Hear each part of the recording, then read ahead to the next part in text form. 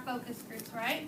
So what I heard as I was listening this week is I heard a lot of you asking questions about how do we begin a good story, right? That's what I heard a lot of you asking when you were working in your groups.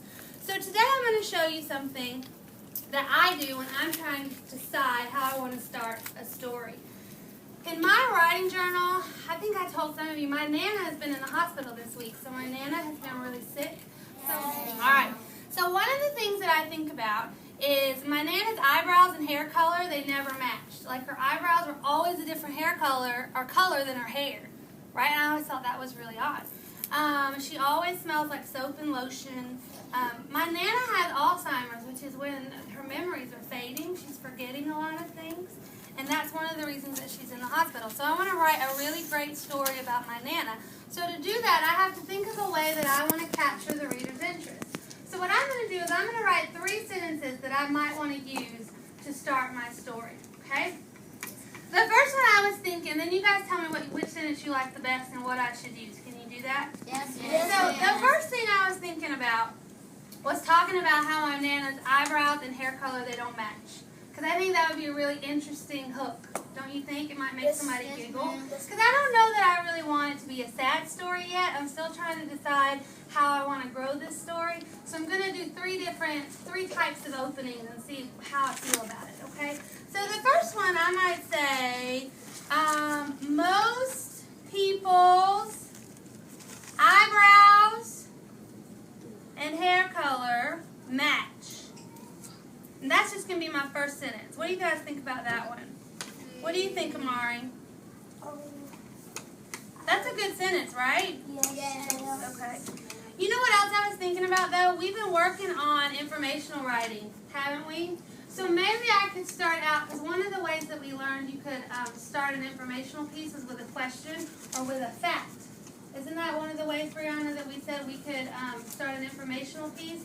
So what if I started, Ivan, by saying Alzheimer's is a disease that makes memories fade? Would that be a good sentence for an informational piece? Yes. All right, so let me do I don't know how to spell Alzheimer's, so let me stretch it out. Ready? Alzheimer's. M at the end. You think it's an M at the end? Alzheimer's is a disease that makes memories fade. So that's another way I could start my story, right? So like when memories fade, like you're forgetting stuff you know how to? Yep, that's exactly right, Brandon. That's what my Nana has. You know, she remembers me sometimes, but I think her memory of me is fading, which makes me a little sad. So I'm going to have to decide as an author, am I going to take the story to that sad place? Or am I going to make my story, my memories of Nana when she was healthy? Like when I was a kid, going to her house at Christmas time, things like that. So that's a big decision that I, as an author, am going to have to make, isn't it? Yes. Because that's going to determine how I start out my story. So you, as authors, are going to have to think about where do you want your story to go.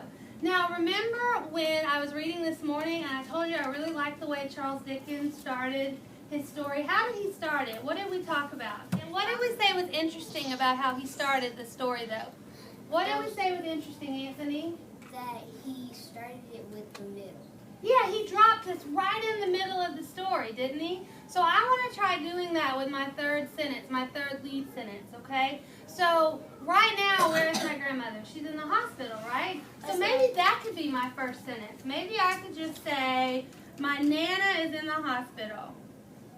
Because that's happening right now. I'm dropping my reader right in the middle of my story. And then, just like Charles Dickens did, I could go back and talk about what happened to Nana leading up to the hospital, and maybe what might happen to Nana when she comes home from the hospital. Okay, so maybe I could do that way.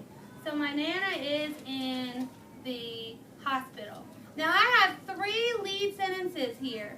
3 lead sentences for my story about my... He was not scared until he went to Shay's room. There was a lot of scary dolls. He had fallen on the floor. Soon Shay comes. She was playing with her dolls. That made me throw up. I can't believe she's not scared of those dolls.